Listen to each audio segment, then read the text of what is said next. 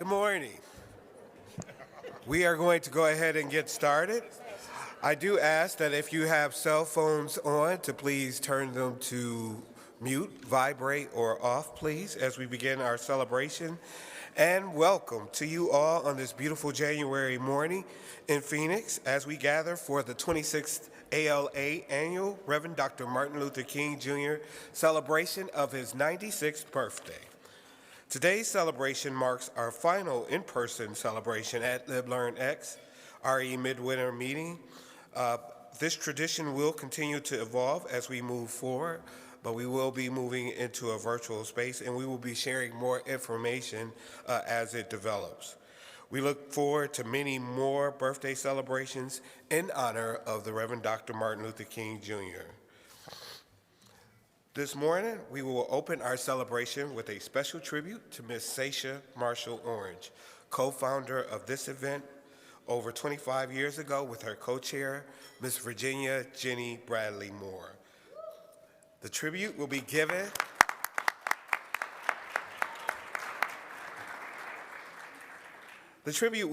by our very own former ALA Executive Director, Tracy D. Hall. But before Tracy comes, we'd like to welcome Sandra Rios Balderrama, and this will be followed by a video tribute to Sasha.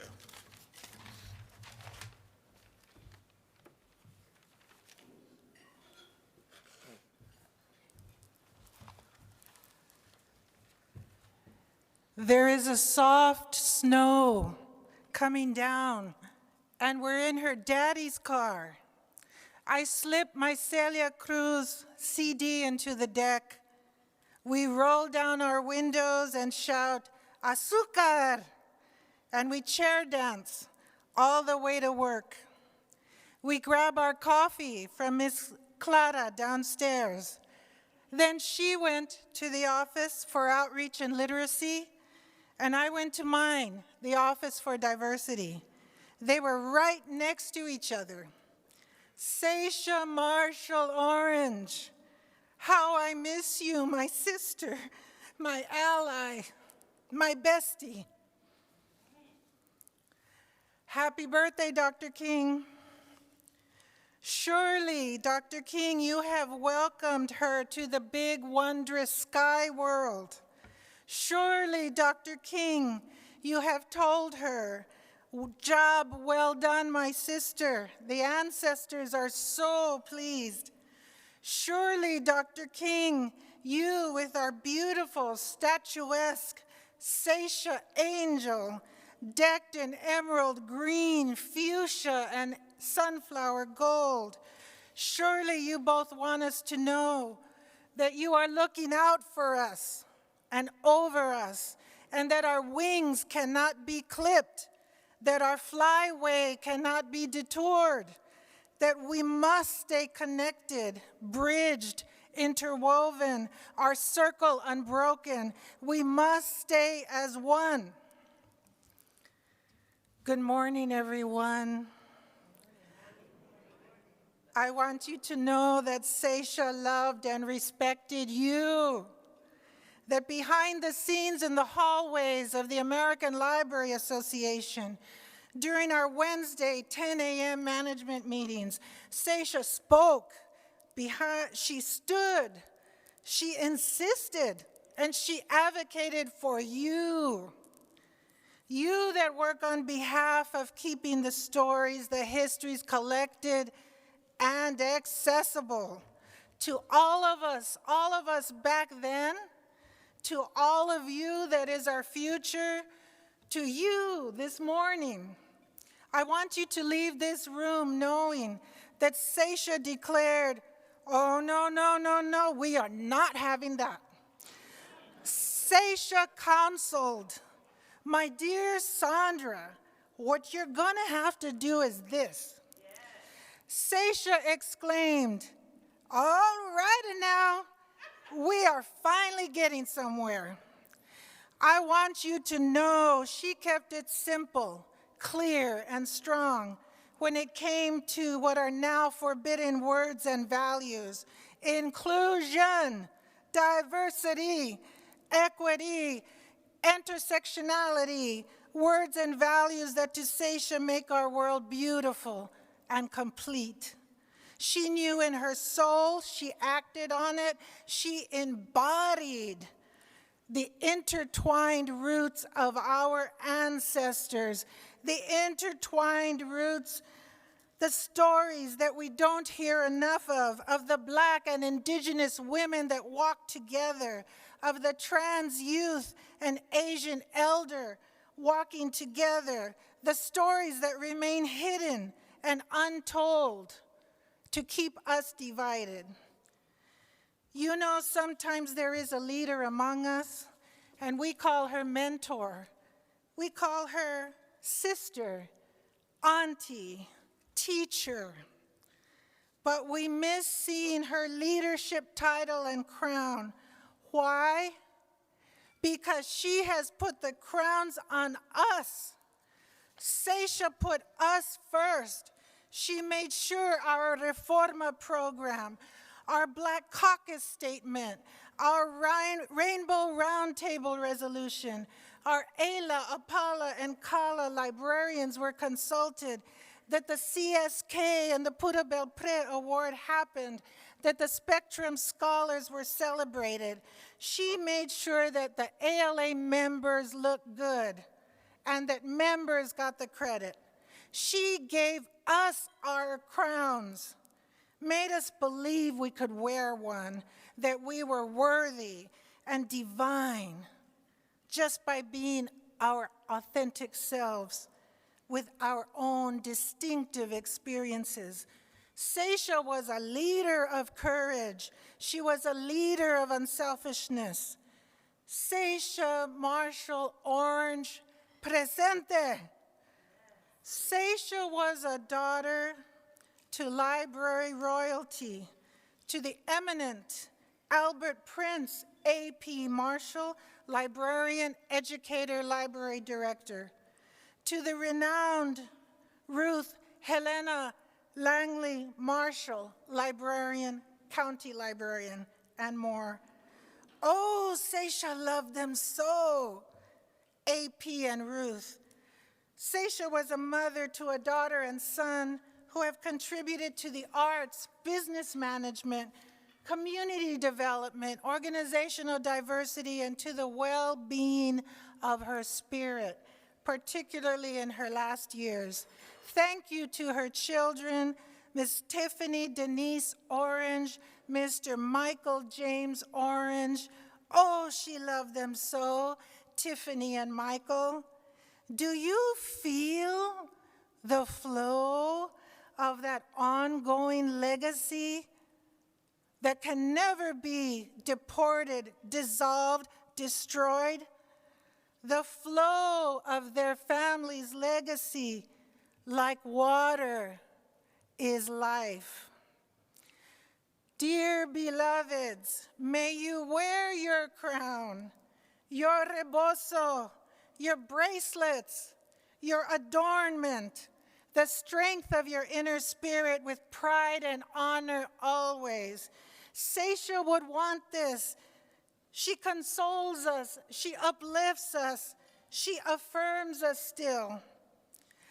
Thank you, Seisha, for everything. Thank you, Dr. King, for bringing us together this morning to this moment. We breathe in and we exhale. And in the words of the one and only Seisha Marshall Orange, carry on. Thank you.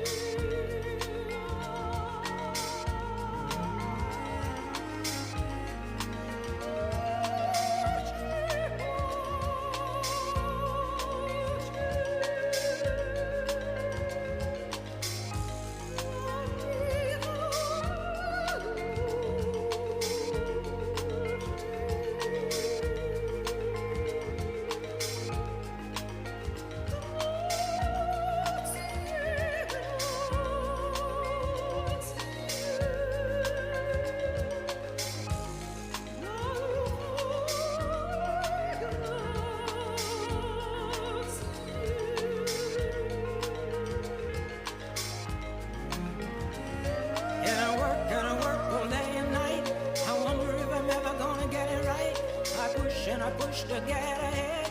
I know I gotta make my daily bread. I know I don't have time to lose. I wonder if I really have time to choose. I barely have time to shed a tear. I hardly have time to shake the fear. And the body says, remember you gotta breathe.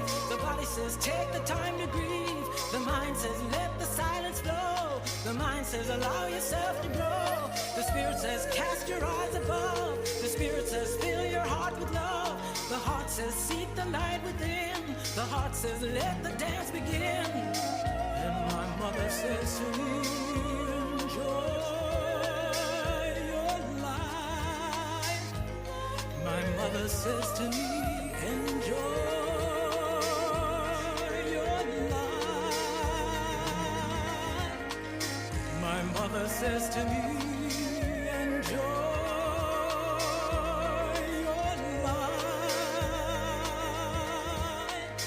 My mother says to me, enjoy your life.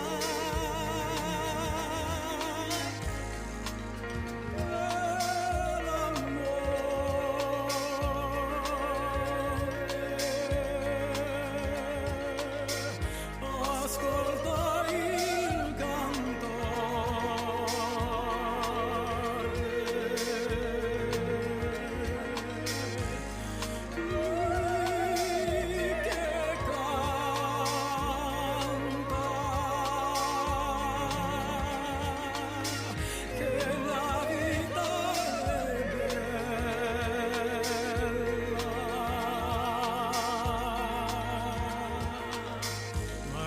says to me, enjoy your life, darling.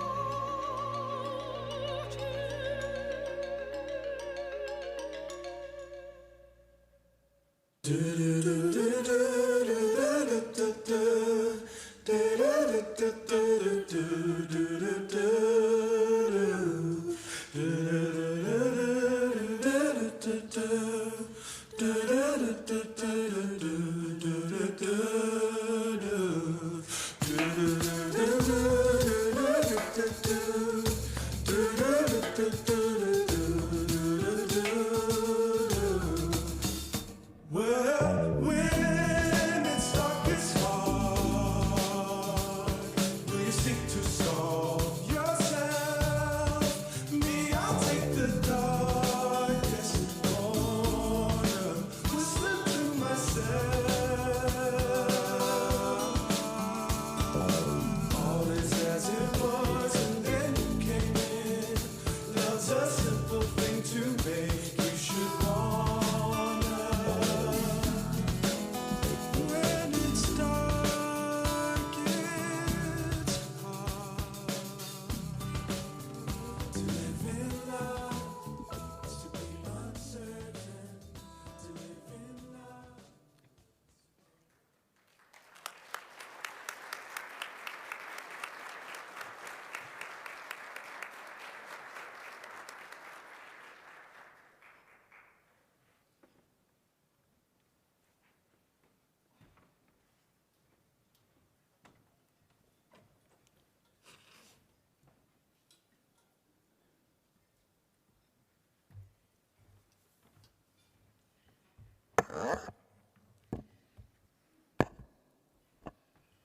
The spirit is willing, but the body is weak this morning.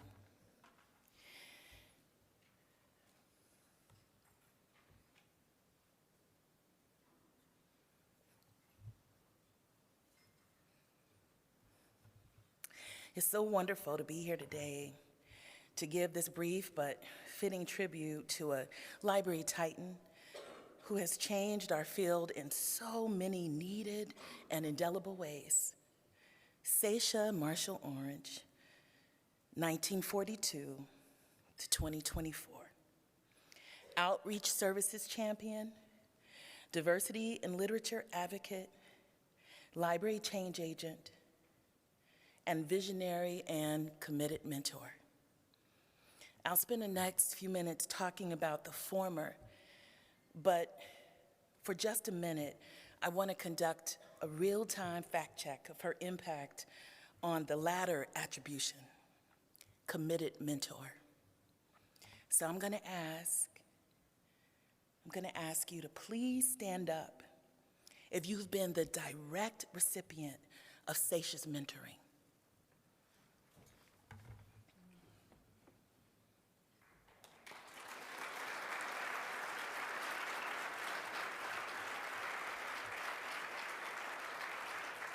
No, stay standing. Stay standing if you can. Now I want you to stand up if you've been the indirect recipient of Seisha's mentoring. That is, you've been mentored by or you've worked with someone who has mentioned the impact of Seisha's work or words of wisdom. Or you've participated in a program that was built by or stewarded by Seisha Marshall Orange. Stand up.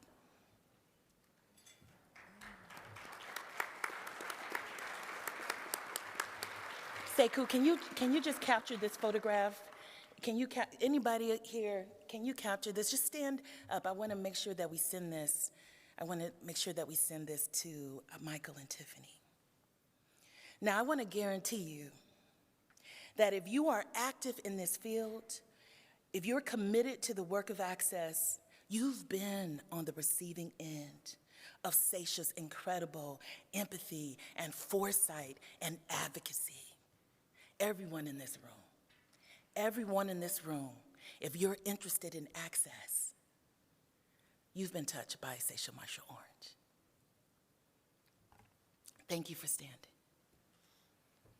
And I also want to thank you this morning for inviting me.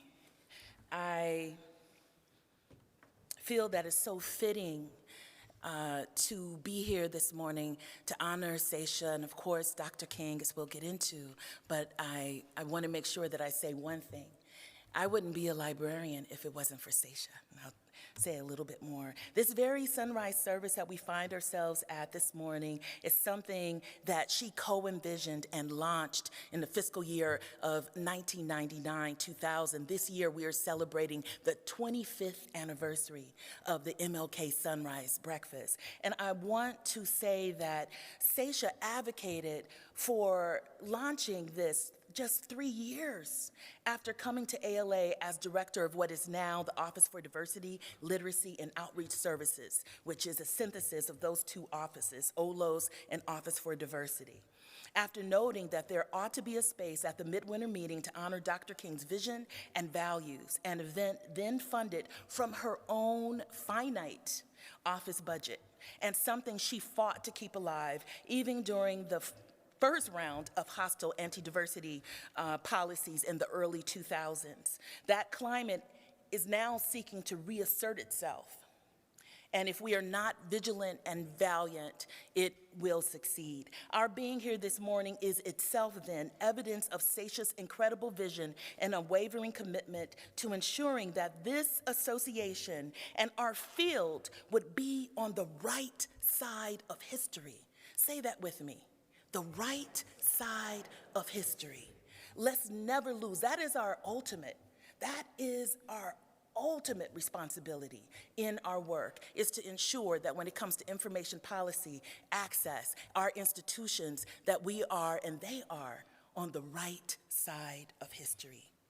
That vision, that commitment is now her legacy. Like many of you, Seisha had a profound impact on me and on my life. She single-handedly changed the course of my life when she recruited me to librarianship via the Spectrum Scholarship Program. Like some in this room, I was in the first cohort of that program. She became an irreplaceable friend and mentor.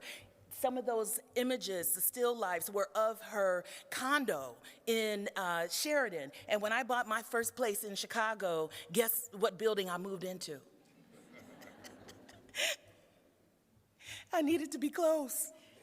But perhaps what she most contributed to my life, and I know to many of you, was the example she provided of what I call life lifelong librarianship. Just say it with me, lifelong librarianship. And many of you are stewards. I say lifelong librarianship because Sasha was of that stripe of librarian whose dedication went beyond a job title, a status, salary, or even whether or not she received funding for her ideas. Because if you know Sasha, she didn't wait for permission or grant money or even the perfect timing to do what needed to be done. If something needed to be done, honey, the best time was now. And she was going to make a way. Sasha was always going to make a way. In addition to clearing space at ALA's January meeting to honor the social justice values of Dr. King, she worked tirelessly and successfully to ensure that the Coretta Scott King Literary Awards and others like them were central rather than peripheral to the association's main stage Children's Literature Awards. And after her retirement, she was one of the chief advocates to see it in 2022 become ALA's newest roundtable. She was also a mentor to authors and illustrators of color, too many to name. If you were on the second floor of 50 East Huron and a fan of children's literature, your jaw would drop at the parade of literary talent whose visits to Chicago wouldn't be complete without a word with Sasha. Sasha was not new to advocating that member groups and roundtables should reflect the composition and needs of ALA's membership and the broader communities libraries serve. In 1999, just 2 years after she arrived at ALA, she championed and offered co-navigation when the then gay, lesbian, bisexual, and now rainbow roundtable, but the task force then sought roundtable status. Then co-chair Michael Miller writes of sitting with Sasha with their hands entwined, and I jumped ahead of myself, with their hands entwined at council, as council voted affirmatively at that annual conference. Sasha is responsible for or behind too many firsts to name. She was a fierce advocate for bookmobiles, okay?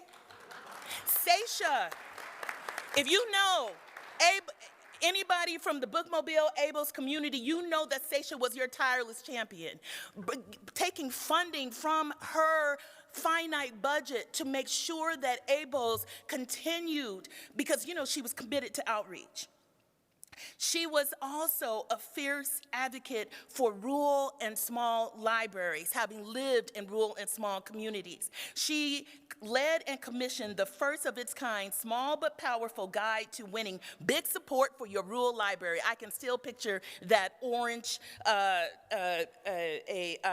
toolkit that she created, a publication that recognized the unique and critical needs that small and rural libraries, often underfunded and understaffed, faced in striving to meet the information and intellectual needs of their users. Sasha's advocacy has left such a lasting effect that in 2022, we launched ALA's largest grant program for small and rural libraries through the Chapter Relations Office.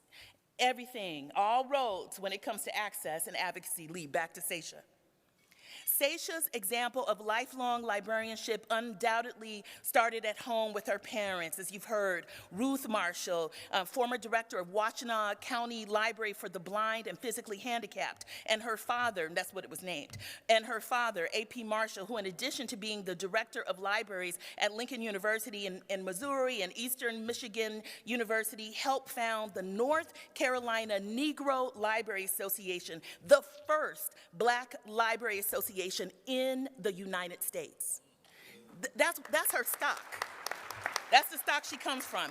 It is no wonder then that Sasha would advocate for services to people with disabilities and all of the ethnic caucuses, or that she would insist upon the formation of the Joint Caucus of Librarians of Color, JCLC, which honored her at its convening in New Orleans last year by naming its main stage after her. And that acknowledgement might give the larger ALA some ideas.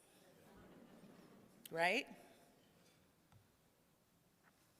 What Sasha's example of lifelong librarianship exhibits is a deep and unwavering commitment to leverage her work as a librarian and administrator, to build personal relationships, to build community relationships, and she was so active in Chicago, to build institutions and to build this this association and ultimately to build the profession. She left no stone unturned.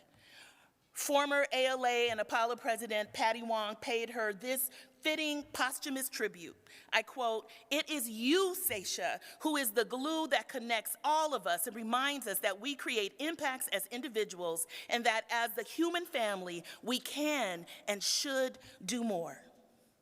5 years ago, Sasha herself left words that should serve as the template for lifelong librarianship. Speaking at the then 20th anniversary of this MLK Sunrise service, she told library workers in the audience, quote, "Our day of service is every day. This is what we do. But more importantly, it's what you do when you go home. Not only for the people you're serving today, but for those unseen that you'll serve tomorrow." Say unseen. Working for those unseen and those who will come tomorrow. Indeed, Sasha Marshall Orange was one of the greatest library leaders of the 21st century. Honey,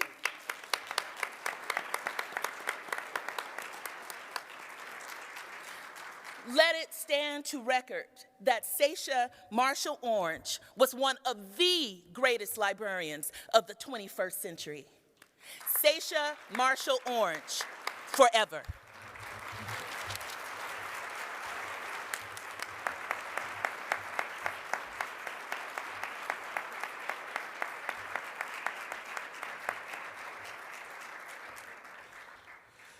Thank you so much, Tracy, for that glorious tribute to Sasha. Let's give Tracy another round of applause, please.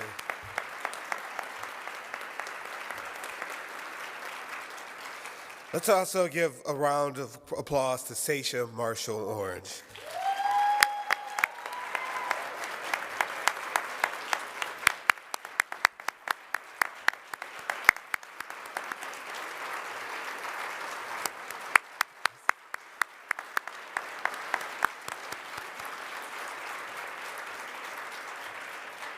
It's really important to remember that none of us would be here in this room, in this space, had it not been for her.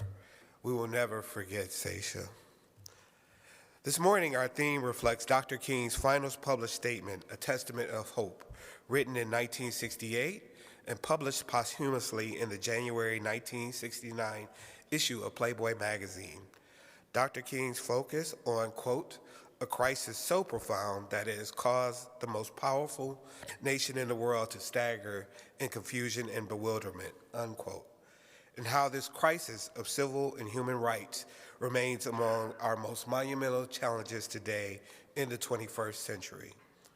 When asked his opinion on the current state of the Civil Rights Commission movement, Dr. King answered, quote, "Today's problems are so acute because the tragic evasions and defaults of several centuries have accumulated to disaster proportions. The luxury of leisurely approach to urgent solutions, the ease of gradualism, was forfeited by ignoring the issues for so long. The nation waited until the black man was explosive with fury before stirring itself to partial concern. Confronted now with the interrelated problems of war, inflation, urban decay, white backlash, and a climate of violence, it is now forced to address itself to race relations and poverty, and it is tragically unprepared. What might once have been a series of separate problems now merge into a social crisis of almost stupefying complexity," unquote. We now ask that you please stand for the African American National Anthem, Lift Every Voice and Sing, arranged by Roland M. Carter, a virtual performance by 105 Voices of History, National HBCU Concert, Choir, and Orchestra.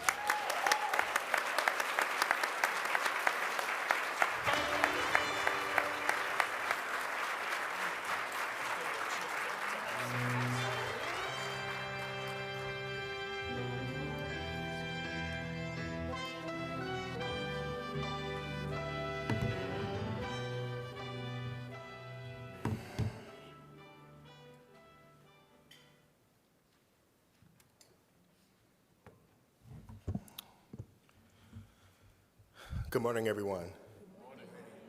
Rise and shine, right? It's an early one, I know, but thank you all for being here today. My name is Kevin Stroder. I'm the director of ALA's Office for Diversity, Literacy, and Outreach Services. Filling shoes that I know are big.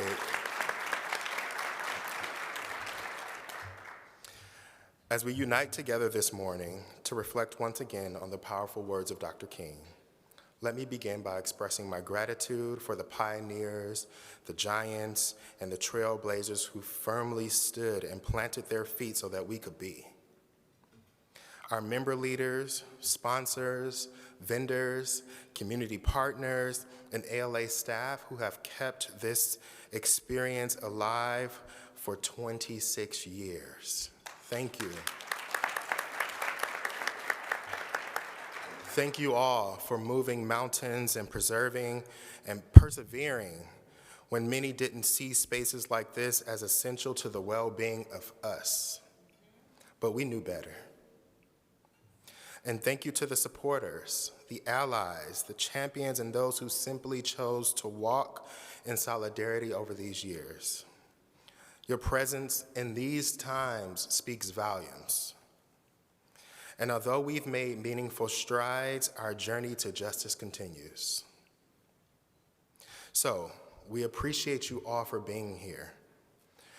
That we appreciate you lending your voices in these spaces so that our pride is heard in rooms even where they choose to silence us in them.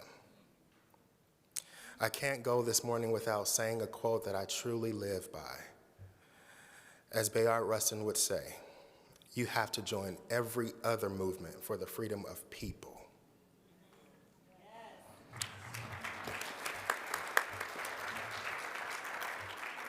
I would now like to invite Sophia Sotilio, President, the Freedom to Read Foundation, to begin our readings.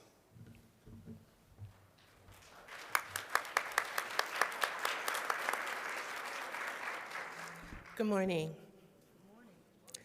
Dr. King wrote, "I am not sad that Black Americans are rebelling. This was not only inevitable, but eminently desirable. Without this magnificent firmament among Negroes, the old evasions and procrastinations would have continued indefinitely. Black men have slammed the door shut on past of deadening passivity, except for the Reconstruction years. They have never in their long history on American soil struggled with such creativity and courage for their freedom. These are our bright years of emergence, though they are painful ones."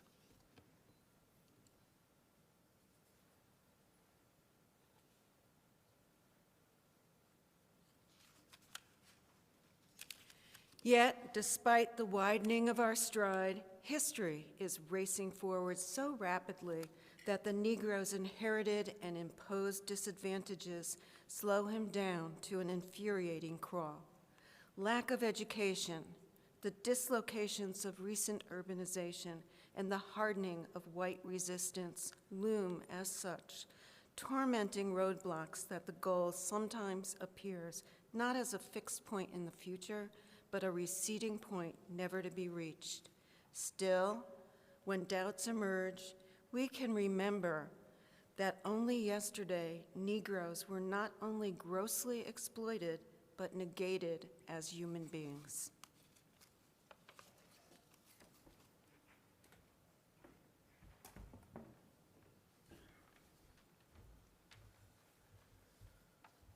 They were invisible in their misery, but the sullen and silent slave of the 110 years ago, an object of scorn at worst or of pity at best, is today's angry man. He is vibrantly on the move. He is the forcing change, rather than waiting for it in pathetic futility. In less than 2 decades, he has roared out of the slumber to change so many of his life's conditions that he may yet find the means to accelerate his march forward and overtake the racing locomotive of history. These words may have an unexpectedly optimistic ring at a time when pessimism is the prevailing mood. People are often surprised to learn that I am an optimist. They know how often I have been jailed, how frequently the days and nights have been filled with frustration and sorrow, how bitter and dangerous are my adversaries. They expect these experiences to harden me into a grim and desperate man. They fail, however, to perceive the sense of affirmation generated by the challenge of embracing struggle and surmounting obstacles. They have no comprehension of the strength that comes from faith in God and man.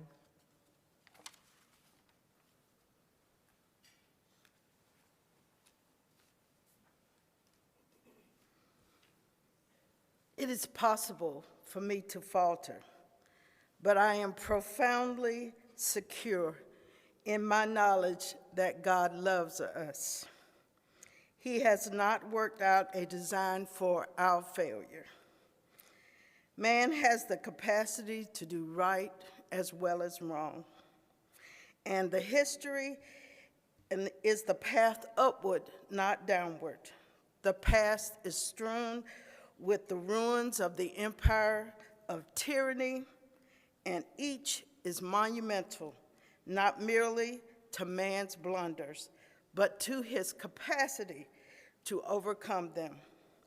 While it is bitter fact that in America in 1968, I am denied equality because I am Black. Yet I am not a chattel slave. Millions of people have fought thousands of battles to enlarge my freedom. Restricted as it still is, progress has been made. This is why I remain an optimist, though I am also a realist about the barriers before us.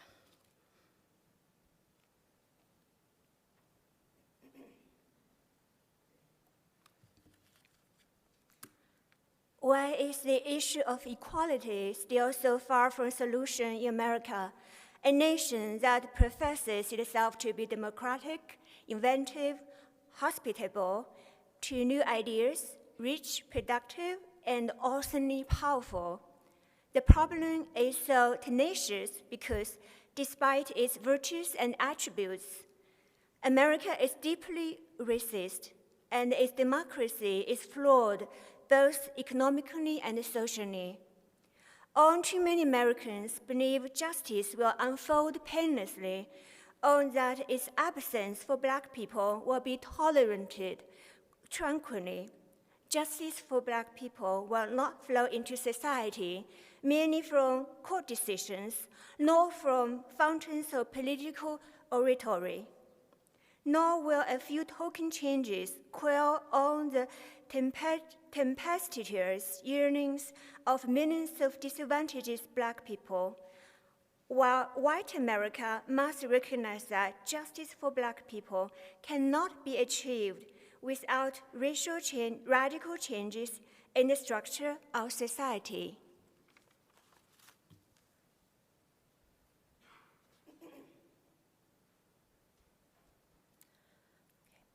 The desegregation of public facilities costs nothing. Neither did the election and appointments of a few Black public officials. The price of progress would have been high enough at the best of times, but we are in an agonizing national crisis because a complex of profound problems has intersected in an explosive mixture. The Black surge toward freedom has raised justifiable demands for racial justice in our major cities at a time when all the problems of city life have simultaneously erupted.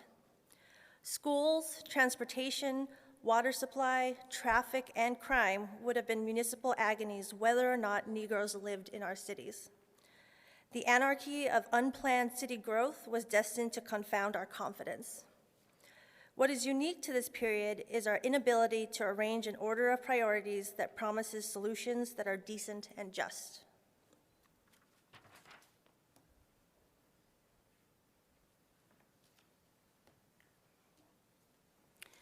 Millions of Americans are coming to see that we are fighting an immoral war that costs nearly $30 billion a year, that we are perpetuating racism, that we are tolerating almost 40 million poor during an overflowing material abundance. Yet they remain helpless to end the war, to feed the hungry, to make brotherhood a reality. This has to shake our faith in ourselves. If we looked honestly at the realities of our national life, it is clear that we are not marching forward. We are groping and stumbling. We are divided and confused. Our moral values and our spiritual confidence sink, even as our material wealth ascends.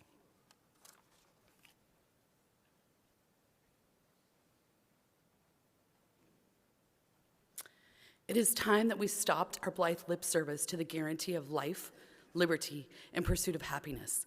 These fine sentiments are embodied in the Declaration of Independence, but that document was always a declaration of intent rather than of reality.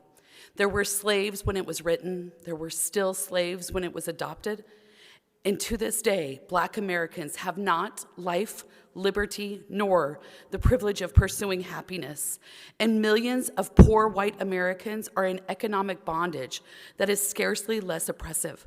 Americans who genuinely treasure our national ideals, who know they are all elusive dreams for all too many, should welcome the stirring of Negro demands. They are shattering the complacencies that allowed a multitude of social evils to accumulate. Negro agitation is requiring America to re-examine its comforting myths and may yet catalyze the drastic reforms that will save us from social catastrophe.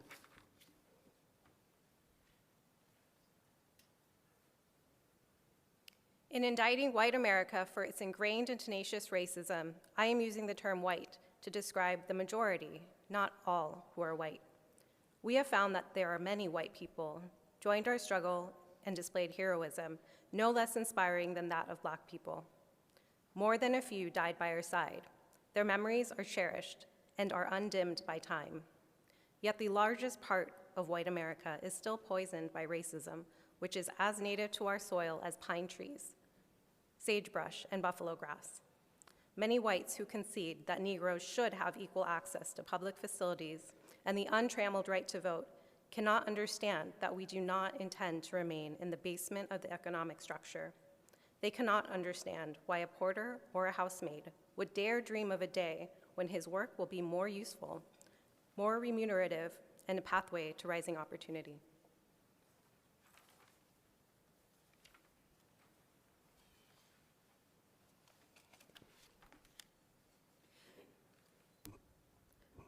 But the American Negro has in his nature the spiritual and worldly fortitude to eventually win his struggle for justice and freedom. In moral fortitude that has been forged by centuries of oppression, in their sorrow and their hardship, Negroes have become almost instinctively cohesive. We band together readily and against white hostility. We have an intense and wholesome loyalty to one another. But we cannot win our struggle for justice all alone, nor do I think that most Negroes want to exclude the well-intentioned whites from participation in the Black Revolution. I believe there is an important place in our struggle for white liberals, and I hope that their present estrangement from our movement is only temporary.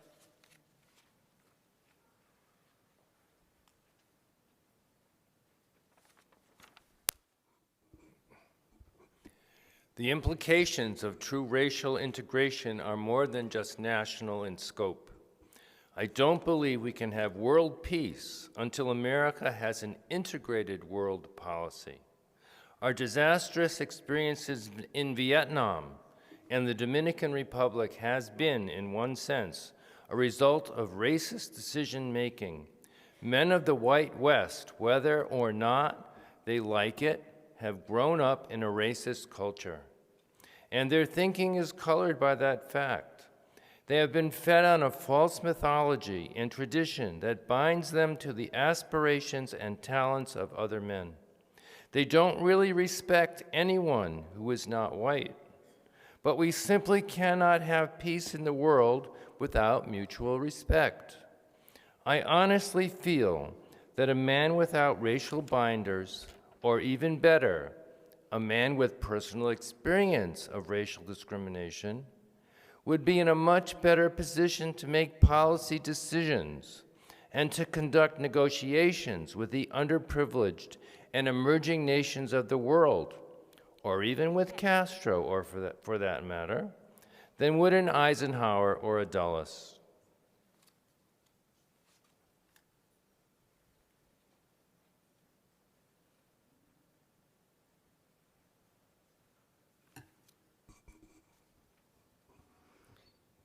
I have come to hope that American Negroes can be a bridge between white civilization and the non-white nations of the world, because we have roots in both.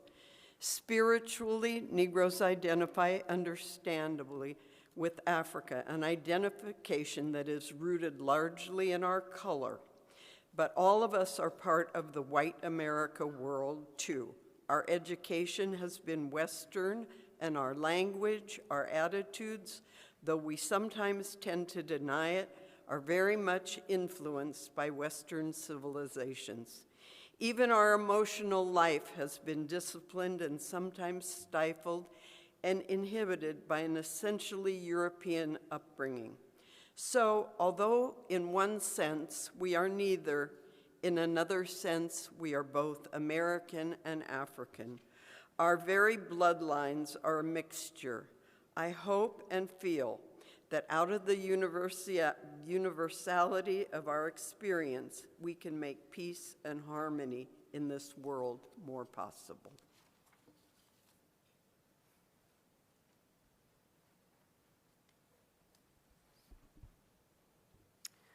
One of the most basic weapons in the fight for social justice will be the cumulative political power of the Negro. I can foresee the Negro vote becoming consistently the decisive vote in national elections. It is already decisive in states that have large numbers of electoral votes.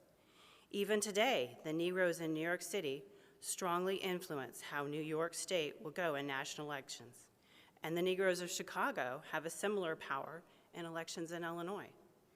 Negroes are even the decisive balance of power in the elections in Georgia, South Carolina, and Virginia. So the party and the candidate that get the support of the Negro voter in national elections have a very definite edge. And we intend to use this fact to win advances in the struggle for human rights. I have every confidence that the black vote will ultimately help to unseat the die-hard opponents of human rights in Congress, who are incidentally reactionary on all issues. But the Negro community cannot win this victory alone.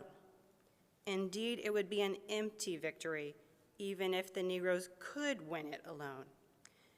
Intelligent men of goodwill everywhere must see this as their task and contribute to its support.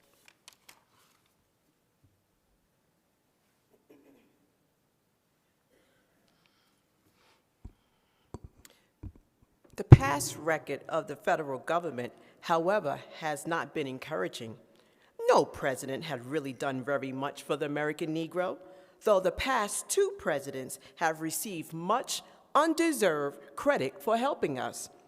This credit was accrued to Lyndon Johnson and John Kennedy only because during their administration that Negroes began doing more for themselves. Kennedy didn't voluntarily submit a civil rights bill, nor did Lyndon Johnson. In fact, both told us at one time such legislation was impossible. President Johnson didn't respond realistically to the signs of the times and use his skills as a legislator to get bills across Congress. the other men might not have gotten through.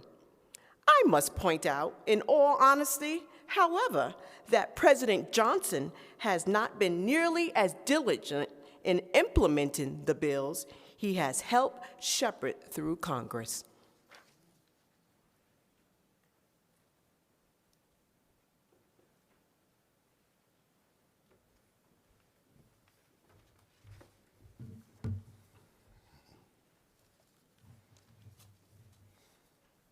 Gloria J. Brown Marshall is an Emmy Award-winning writer, educator, legal advocate, and playwright. She is a professor of constitutional law and Africana studies at John Jay College, a resident fellow at the Institute of Politics at the Harvard Kennedy School, as well as a visiting professor at the Harvard Kennedy School. She also won the 2024 American Bar Association Silver Gavel Award.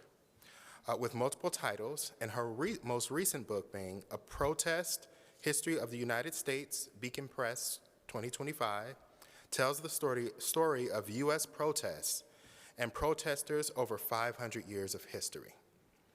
She'll be signing books today after the event, so please stick around to connect and get your copy.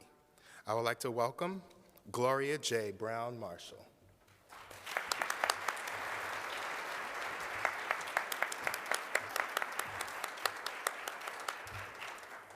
Thank you. Thank you, American Library Association, and all who made this possible. Thank you, Sasha Marshall Orange. I didn't get a chance to meet you, but I'm honored to know that I'm part of a program that you started. Thank you.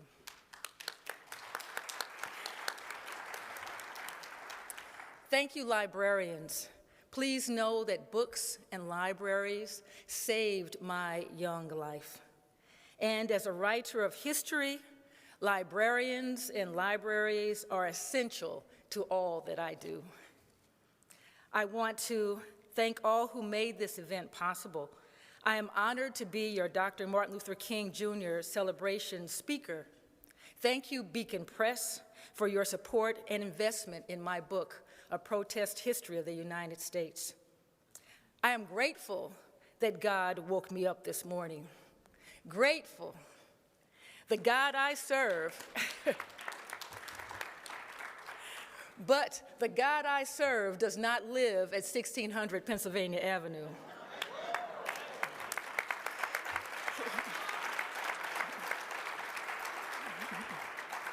Nor does God run a multinational corporation. God is not the CEO of a social media empire. And God does not walk around carrying a Bible upside down. These people may be in positions of political and economic power, but they are not God. They want us to believe they are all powerful beings. Actually, God might end up unfriending a few of them.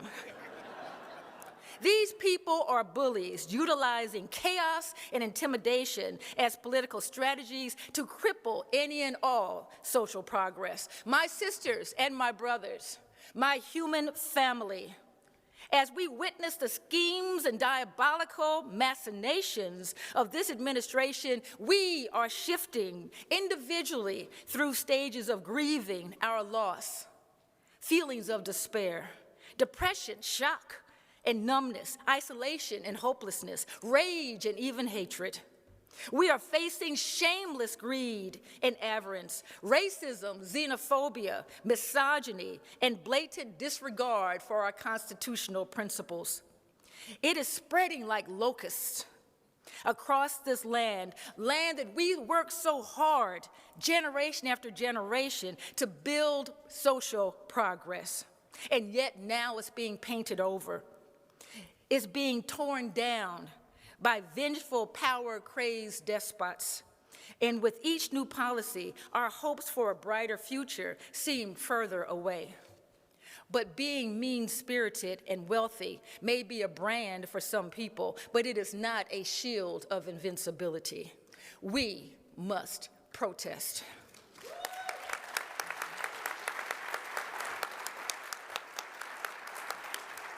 If control of Congress was all it took, then women would not have received the right to vote.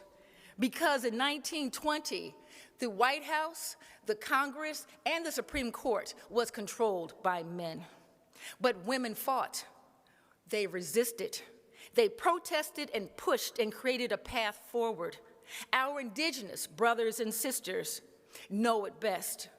They have fought for 500 years, fought to maintain their languages, religions, sacred areas, and culture. They resisted and they protested. They survived. They created a path forward. Protest done right is effective, Dr. King said, but doesn't mean it's easy. Dr. King said progress is never a straight line. Arizona was the last state to support King Day as a national holiday, and only did so after protests, and even that birthday song from Stevie Wonder. Dr. King would have been 96 years old on January 15th, had an assassin's bullet not taken his life at age 39. In his last speech, he said longevity has its place. We are here. What are we doing with our longevity? Thank you, Dr. King, and all the civil rights martyrs who died so that we could live in a better world. They believed in resistance and protest. Dr. King was in Memphis, Tennessee, to lead a protest on behalf of sanitation workers seeking to form a union when his life was taken. Those sanitation workers faced men and women who believed they were all powerful. Through resistance and protest, workers across this nation have become unionized, standing up to adversity. Workers are still standing up to adversity, but they know joining forces is essential. Without resistance and unity, there would be no organized labor movement. I stand here today in gratitude for what has been given, and I wonder if we understand our role in maintaining social progress. I am concerned that those who have been given much expect progress to happen by itself. Progress requires our continued contribution. In 1968, Beacon Press published Dr. King's final book, Where Do We Go From Here? Chaos or community? I say community. Dr. King wrote this book a year before his death. He gave us the marching orders. Where do we go from here? Chaos or community? Dr. King knew then that the nation was falling away from its short-lived promises of equality. Congress had passed the 1964 Civil Rights Act and the 1965 Voting Rights Act, but he wrote then that many white Americans believe equality was just improvement for people of color. Black people wanted equality, equal footing in the job market, housing, politics, and society. Dr. King said that many white Americans believe democracy, and I quote, "Democracy is not worth having if it means equality." I believe that is what is taking place right now. We Americans need to know opportunities must be shared. But some people assume that there is some guaranteed larger portion that should be accrued to people based on the color of their skin, and that a few crumbs from the table of plenty should be tossed to the rest of us. Dr. King wrote, quote, "Freedom is not won by passive acceptance of suffering. Freedom is won by a struggle against suffering," end quote. I'm a proud African American, a descendant of those kidnapped and tortured, held in bondage to work from can't see to can't see, before the sun rose until after it set. For free, for life, for others, on penalty of death. Yet the enslaved protested. They rose up against all odds when the murder of people of color had no criminal consequences. When the Congress, the Supreme Court, and the White House were all held by slaveholders or segregationists, they protested. What's stopping you? When some states would rather go to war than free human beings from forced servitude. When the very Constitution of these United States held within it a fugitive slave clause, they protested. Frederick Douglass, formerly enslaved, said, "If there is no struggle, there is no progress. Those who profess freedom but deprecate agitation want crops without plowing up the ground. They want rain without thunder and lightning.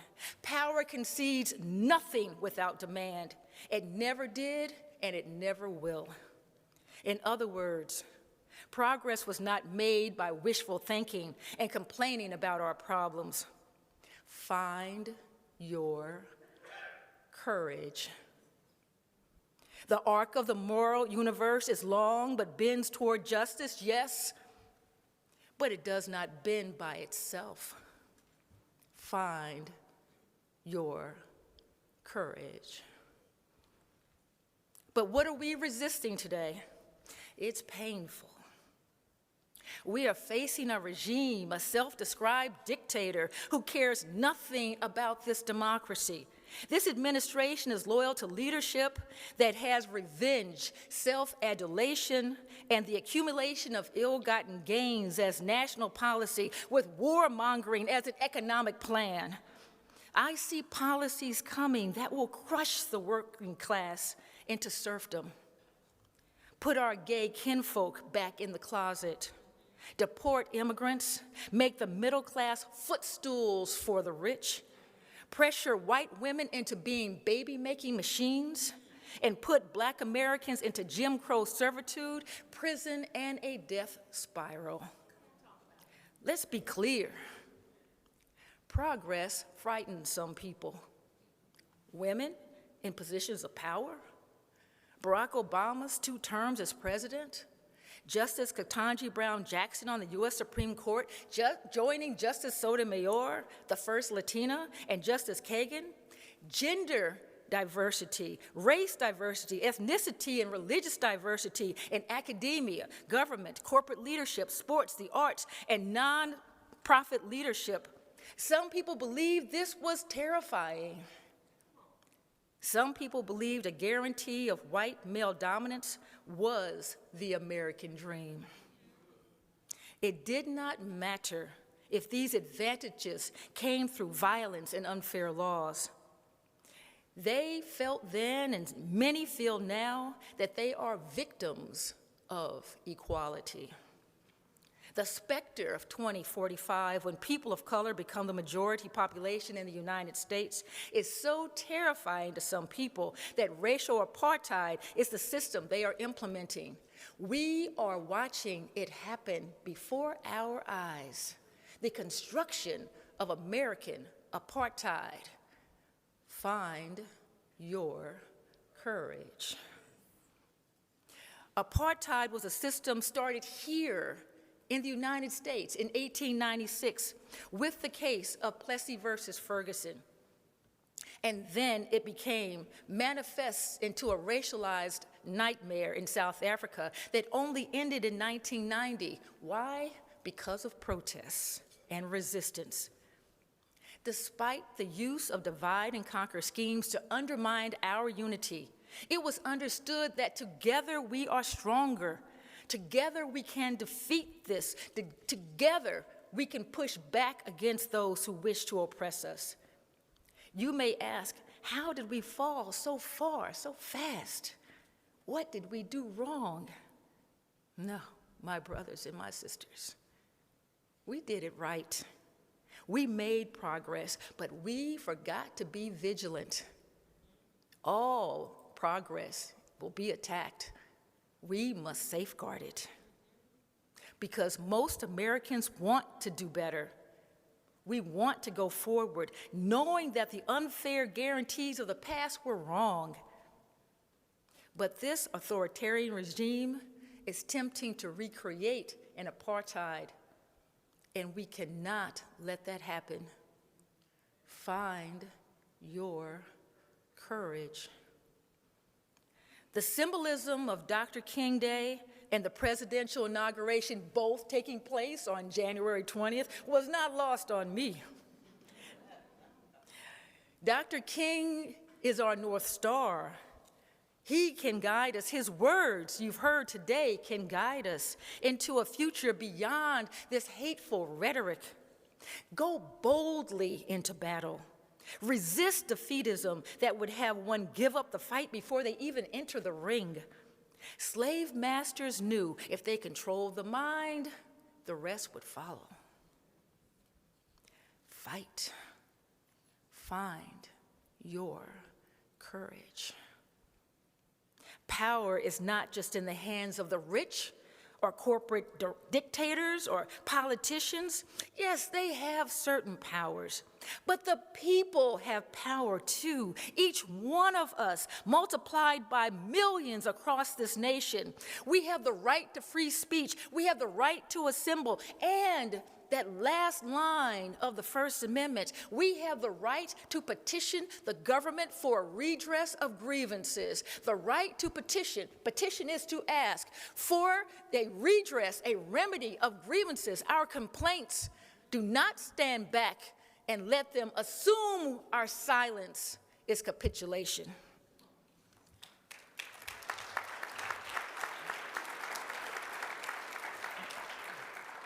There is a military tactic called shock and awe, and it is being used against us right now. Shock the target with such a show of strength that they are awestruck, terrified, rendered motionless. We are mere targets to those Americans who believe that some, as the Animal Farm adage goes, are more equal than others.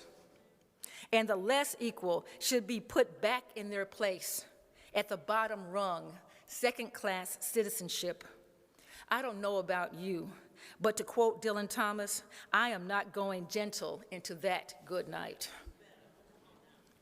My great-great-grandmother, Eliza, was born into slavery in Kentucky in the 1830s. Eliza was taken from her mother and sold as a little girl, and then sold again as a teenager to Mr. and Mrs. Christian. Yes, Christian. Cooking, cleaning, caring for all the needs of her owners and their children was her lifelong duty. One day, exhausted, she sat down for one moment. Mrs. Christian saw her and picked up a broomstick and cracked it across her head. Then beat her with a broken stick, held her down, and poured salt into the wounds.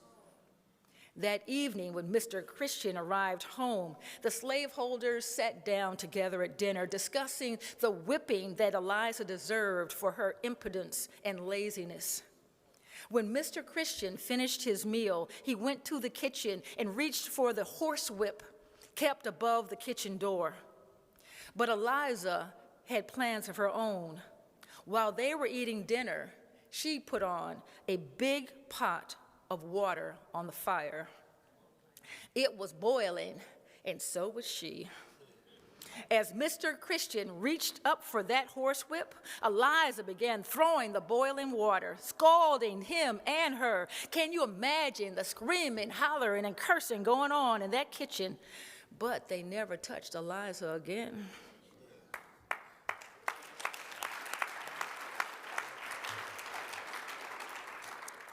My great-great-grandmother Eliza lived to see the end of the Civil War. Not just that, she and her husband Lewis started a farm as free people and built schools. But then came the Night Riders, the Ku Klux Klan and others burning their schools to the ground. And so my great-great-grandmother Eliza and dozens of others became the first exodusters.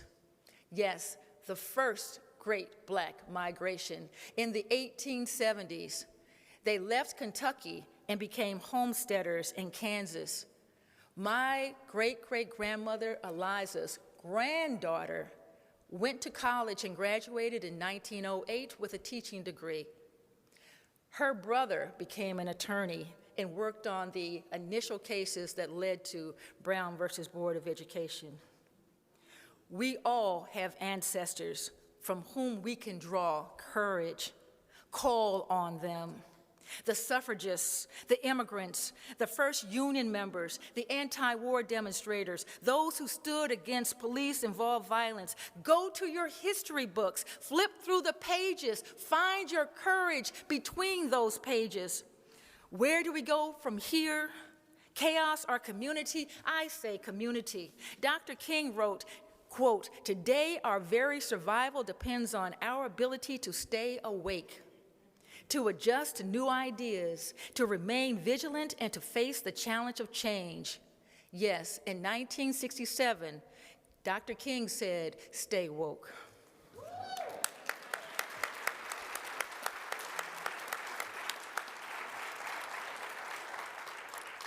We must protest and resist. We must be vigilant in holding on to the rights gained by generations before us. These rights were not just handed down by some benevolent dictator. Look at history. Regular people pushed back against oppression. We, the people, took our rights. We, the people, protested and resisted. We planned and marched. We, the people, demanded and litigated, voted and stood our ground. The 8-hour work week we take for granted took decades of protest for us to achieve. Our rights require each one of us to take a stand, a knee, or stay seated like Rosa Parks, sit in like the college students in North Carolina and the anti-war demonstrators in California and the activists for climate change. When they ban our books from us, start freedom schools in your living rooms. Teach in, teach out, but use our literature. Remind the people in political office that they face re-election, and being primaried is not just a strategy for conservatives. Develop a plan of action within each of your organizations. Those who are able should march in front of the White House each and every day. Remind them we will not take this. That's what women did to push for the right to vote. We can write letters, march, strategize, join with pockets of powerful resistors across the nation, college students, clergy, seniors, veterans, women, unions, rise and be heard. Black women, we are forced to save this country again.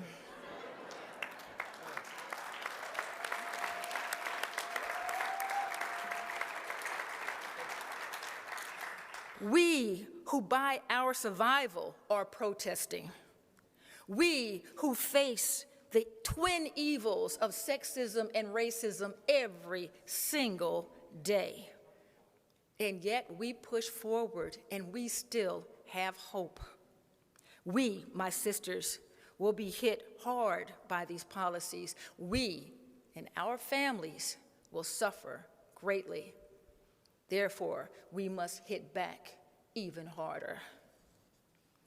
We, each one of us, can act in our own deepest concern, our own interest, our area of strength. Choose battles and issues where your power shines. There's enough tragedy to go around for everyone, but silently simmering is unhealthy. Hatred is only giving your power away. But moaning and complaining without movement will not make progress. Dr. King was often dismayed by the silence of the good people, of those who complain to their friends but refuse to contribute to the cause. Yes, I am seething as I bear witness to this sinful hypocrisy of using the strength of our democracy to undermine it. Turn that rage into action. Obstacles may shift and forces form to seemingly block the sun, But history shows that while these obstacles may be formidable, they are not intractable. Progress will continue as long as voices rise and people stand shoulder to shoulder as part of a cause bigger than themselves. We, the people, fought for freedom, equality, and justice. Too many died for the freedoms we have today. Embrace your power. Find your courage. Resist. Protest. My community, let's go forward, standing straight up. Thank you.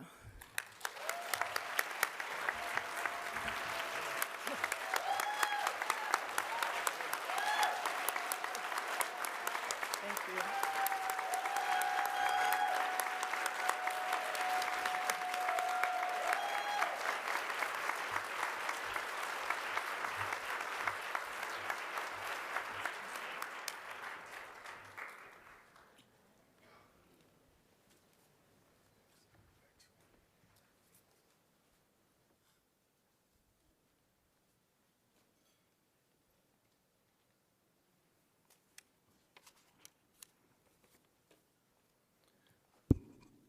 Of the 10 titles of the 1964 Civil Rights Act, probably only one concerning public accommodations, the most bitterly contested section, has been meaningfully enforced and implemented. Most of the other sections have been deliberately ignored. The same is true of the 1965 Voting Rights Act, which provides for federal referees to monitor the registration of voters in counties where Negroes have systematically been denied the right to vote. Yet, of the some 900 counties that are eligible for federal referees, only 58 counties to date have had them. The 842 other remain essentially just the same as they were before the March on Selma. Look at the pattern of federal referees in Mississippi, for example. They are dispersed in a manner that gives the appearance of change without any real respect or actually shifting political power or giving Negroes a genuine opportunity to be represented by the government of the state.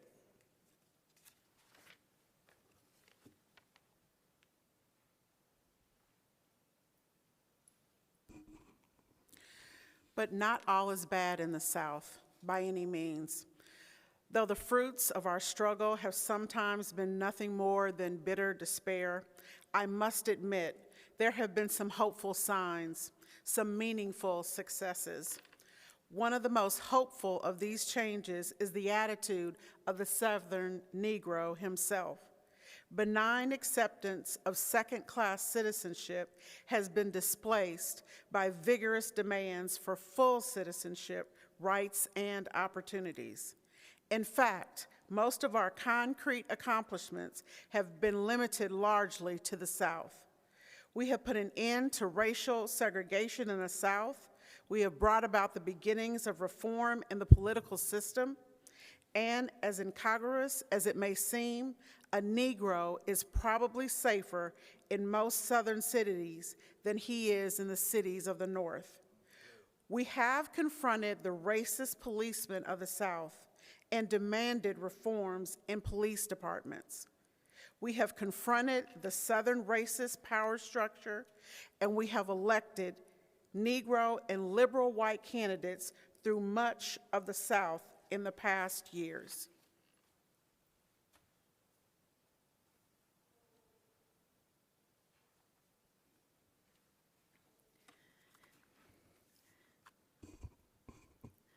Though school integration has moved at a depressingly slow rate in the South, it has moved. Of far more significance is the fact that we have learned that the integration of schools does not necessarily solve the inadequacy of schools.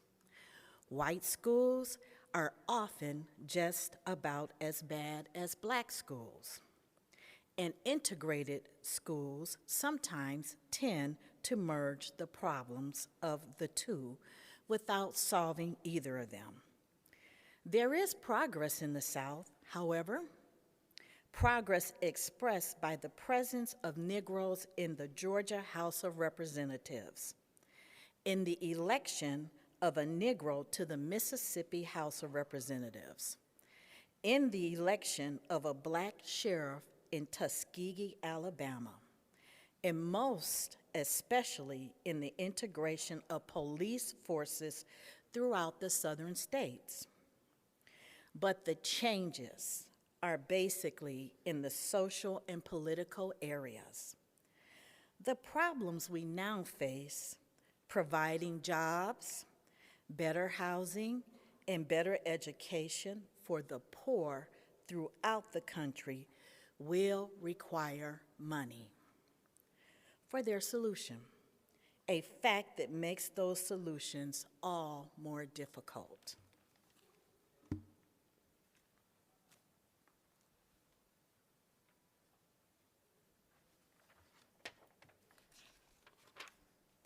The need for solutions, meanwhile, becomes more urgent every day because these problems are far more serious now than they were just a few years ago. Before 1964, things were getting better economically for the Negro. But after that year, things began to take a turn for the worse. In particular, automation began to cut into jobs very badly, and this snuffed out the few sparks of hope the black people had begun to nurture. As long as there was some measurable and steady economic progress, Negroes were willing and able to press harder and work harder for something better. But when the door began to close on the few avenues of progress, that hopeless despair began to set in.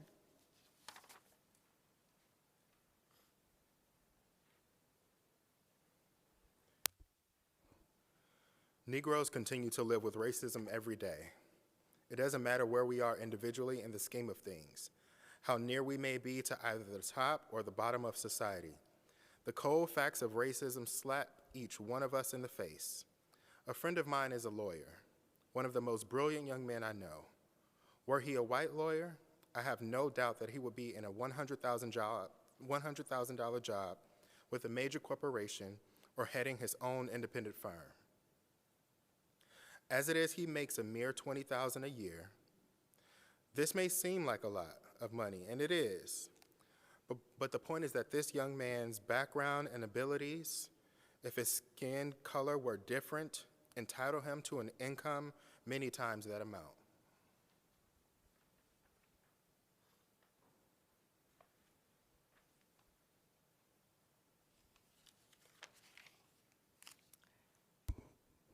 I don't think there is a single major insurance company that hires Negro lawyers. Even within the agencies of the federal government, most Negro employees are in the lower echelons. Only a handful of Negroes in federal employment are in upper income brackets. This is a situation that cuts across the country's economic spectrum. In fact, the average high school dropout makes as much as, if not more than, the average Negro college graduate. Solutions to these problems, urgent as they are, must be constructive and rational.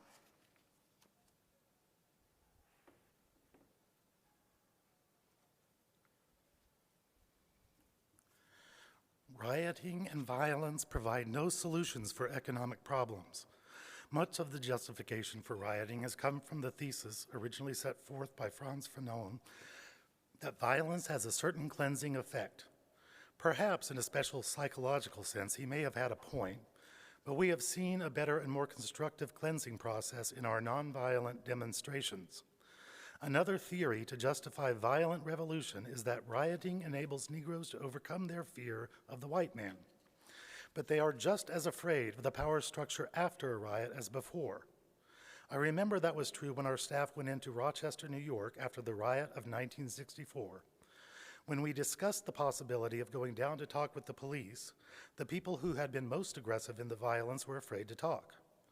They still had a sense of inferiority, and not until they were bolstered by the presence of our staff and given reassurance of their political power and the rightness of their cause and the justness of their grievances were they able and willing to sit down and talk to the police chief and the city manager about the conditions that had produced the riot.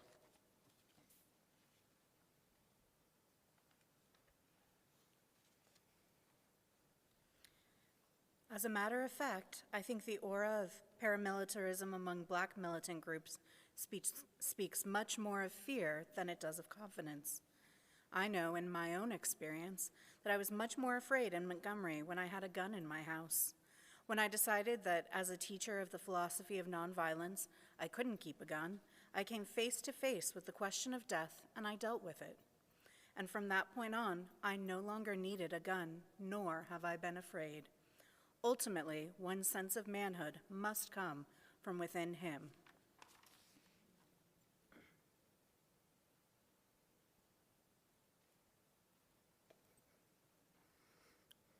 The riots in Negro ghettos have been, in one sense, merely another expression of the growing climate of violence in America, when a culture beginning to feel threatened by its own inadequacies, the majority of men tend to drop themselves up by artificial means rather than dig down deep into their spiritual and cultural wellsprings. America seems to have reached this point. Americans as a whole feel threatened by communism on one hand, and on the other by the rising tide of aspirations among the undeveloped nations. I think most Americans know in their hearts that their country has been terribly wrong in its dealings with other peoples around the world.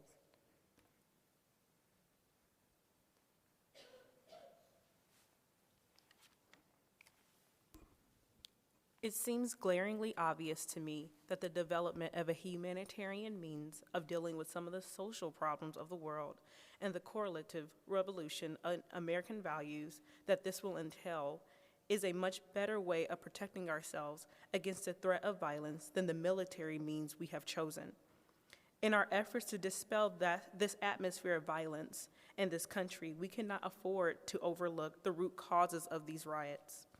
The President's Riot Commission concluded that the most violent-prone Negroes are teenagers or young adults who are invariably underemployed, which means they are working every day, earning an income below the poverty level, or who are employed in menial jobs.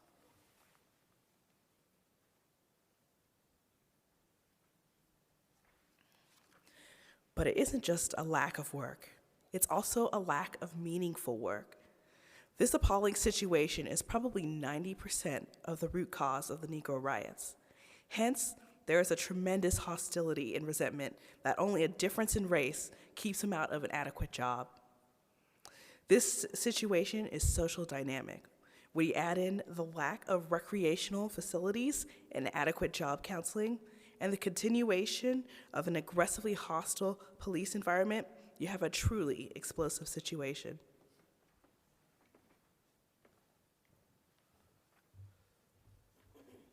And now it is my great honor to welcome our call to action speaker, Mr. Rodney Freeman.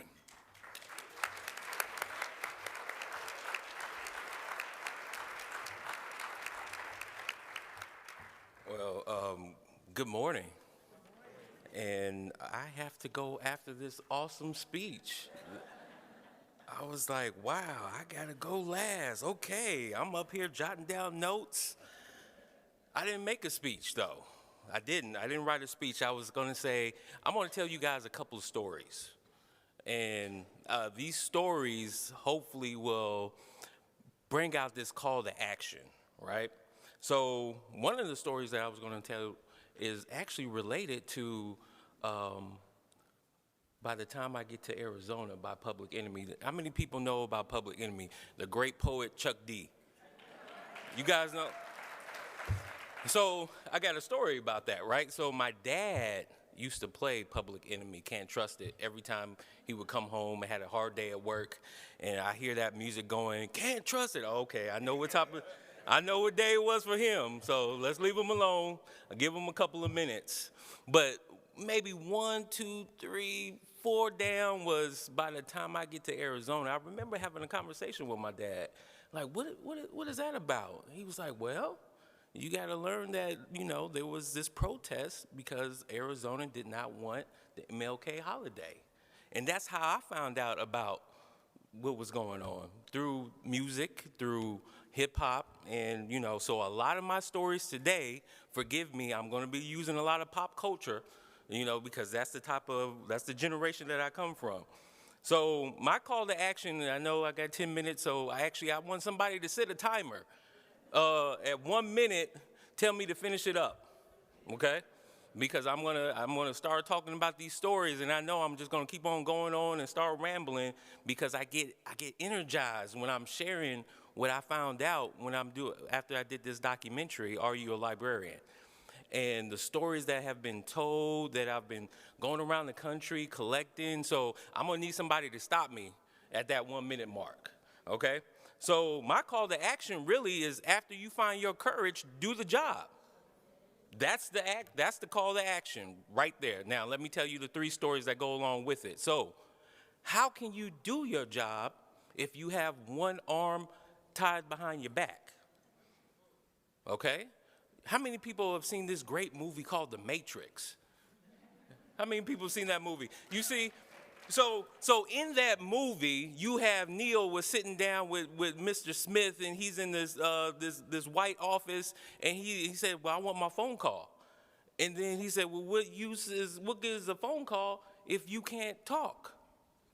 Well, what use of you doing your job if you don't know the history of librarianship? In order to make sure that you are doing your job, you need to know the whole entire history of librarianship. So, one of the conversations that I had, of course, I'm talking to my dad again. My dad was like, oh yeah, you know, this time reminds me of when I was an engineer. I'm working for this Japanese company, and we're on this line, and we're on this assembly line, and everything is going wrong. And he said they had a saying where it said, revert back to zero. And he says, revert back to zero means being flexible, start over. What's your zero? What is your beginning point? And for every librarian, what is our beginning point? What is our zero? Is making sure that we're providing and helping and providing access to information. That's our zero. So we need to find our zero in this time right now, right? So that's part of doing your job. Another story that I wanted to tell you, I was talking to one of my friends the other day. We were talking about, you know, we got into this really, you know, deep conversations about databases and information and how you can capture it and share it. But he was like, well, why does this matter? And I was like, you know, that's a good point. Why does it matter? Why does it matter that we need to learn the history? We need to do our job because we need to be able to provide access to different universes, right? When we are librarians, when we're providing this information and sharing these stories with kids, we're opening up new worlds. I was able to, with this journey of Are You a Librarian documentary, we opened up a YouTube channel where we're interviewing a lot of people who are telling their stories, and we interviewed this librarian, Cassie Owens is her name. And her quote was just it just hit me in my chest. She said, I'm not fighting for a book. I'm fighting for the kids that are represented in this book. I was like, that's powerful. That's why it matters. That's why it matters. So, last story, just to sum up everything. My family has this long history of making fried corn. I'm from the Midwest. I'm from Chicago originally. My grandparents were from Kentucky, Henderson, Kentucky, and we used to go back and forth. almost every year. But my grandparents would go back and forth, and when they would go, they would stop on the side of the road, pick some corn, and they would make this dish fried corn. And so I was raised on that dish. And when I got to college, I tried to recreate it, and it tasted nasty. It was horrible. It was horrible. And I was just like, what am I missing in this dish? And I asked my mom, I was like, can you teach me the recipe? Nope, you're not ready yet. Okay, all right. So I have a kid and everything. I'm trying to do the fried corn dish again. Tasted nasty. I was like, what is going on? So luckily, last year, the year before last Christmas, my mom would say, okay, I'm gonna teach you how to make this dish. So we got on the portal. My sister came down, and we have her on Zoom, and we're making the dish together. And then she's telling me the story of what happened with my grandmother, my great aunt, and we're cooking. And then, lo and behold, it tasted just like it used to taste. And I was like, okay, here we go. I bring that story up because we need to talk to our elders. I had the pleasure of talking to Sekou yesterday for hours. We sat in the lobby and we talked, and I was asking them questions, and that is how we're going to get through these next 4 years, is by talking to our elders, by reading a book, the book about Black librarianship. No, that should be the book about how we're going to get through these next 4 years. Those stories. How many people know about Thomas Fountain Blue? How many people know about Dorothy Porter Wesley? How many people know about Saisha Orange and what she did? I had the pleasure of interviewing her a month before she passed away for the documentary. That's powerful, guys. That history, what they went through. I wasn't going to tell the story. I left the flyers on my table, but I got in on Friday. And when I got here, my mom was like, well, you need to go visit your cousins. I was like, I really don't want to visit I just got off this 4-hour flight. So I go over to his house, and I'm sitting down with him. We spent hours talking. And he was like, you know what? He said, this reminds me of the time that I was traveling down south, and I tried to go in to use the bathroom or try to get a hotel room. They had the vacancy light on, and as soon as I got in there, you know what? We don't have a vacancy anymore. So we had to keep on going. We had pots in the car where the kids had to pee in the pots, and then they had to put pine sol in it so it wouldn't stink. Those are real stories. But that's where our strength is. So my call to action, just to bring it home, is do the job, learn the history. And that's going to get you through the next 4 years. I got to leave you with, maybe I hit my 1 minute mark, I don't know. But I got to leave you with something that Tracy Hall told me. My history, your history, our history is our protection. That's all I got to say. Bye.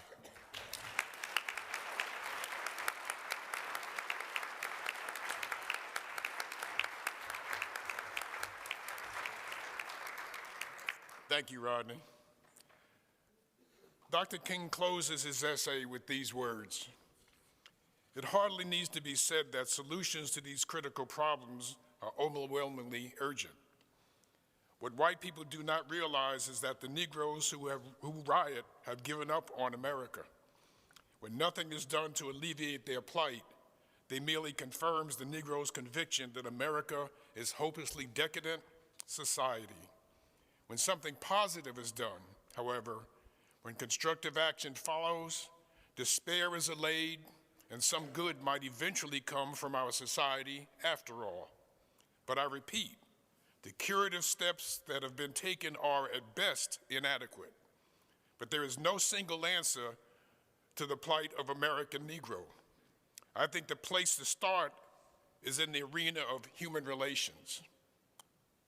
A sensitive and touchy problem, rarely adequately emphasized, our police forces simply must develop an attitude of courtesy and respect for the ordinary citizen.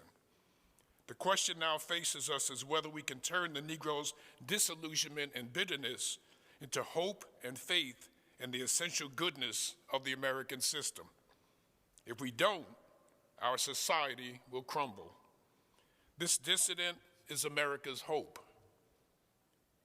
It shines in the long tradition of American ideals that began with courageous Minutemen in New England, that continued in the abolitionist movement, reemerged in the populist revolt, and decades later to elect Franklin Roosevelt and John F. Kennedy.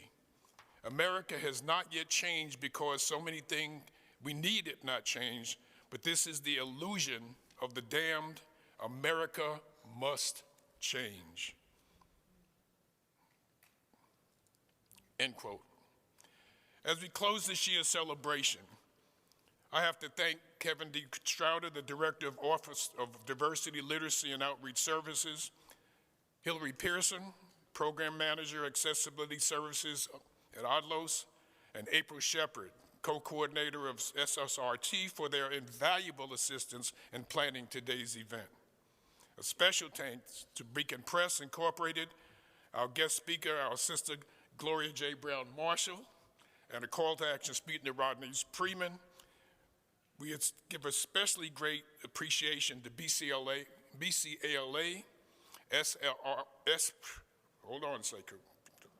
SRRT's annual support for the celebration of Dr. King. We are forever grateful to Sasha Marshall Orange and Virginia Jenny Moore, and founding chairs of this ALA-MLA celebration. But I gotta have to thank my co-chair for his camaraderie in doing this with me every year.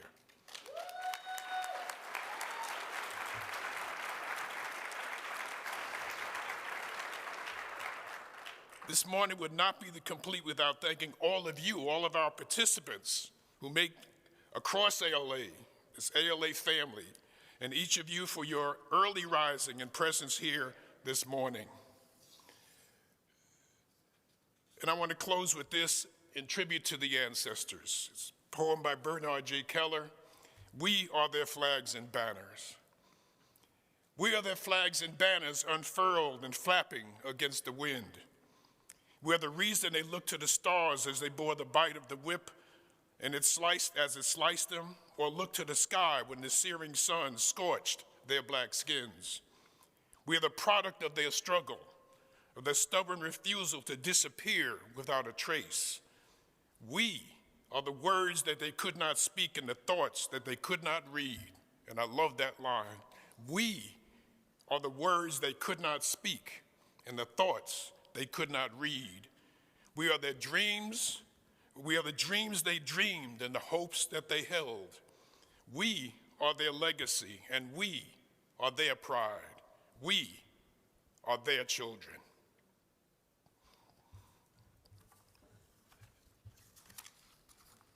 So as we pause, remember all the words that were said today, and we close this last face-to-face, I still call it midwinter. Y'all call it Live-Learn. I still call it midwinter.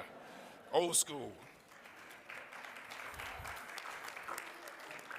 We do our traditional closing of MLK celebration is for all of us to gather in a circle and hold hands. So please rise and form your circle. One big circle of everybody hand in hand, brothers and sisters in librarianship.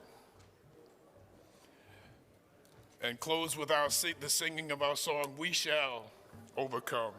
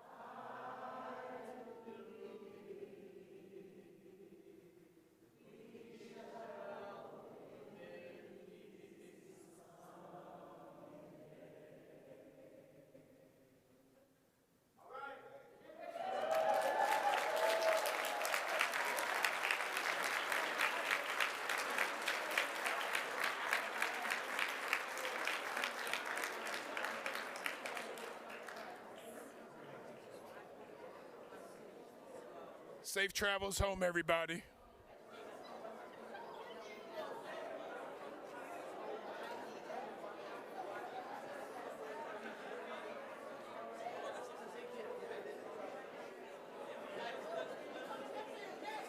Our guest speaker's book is available to my left for signing.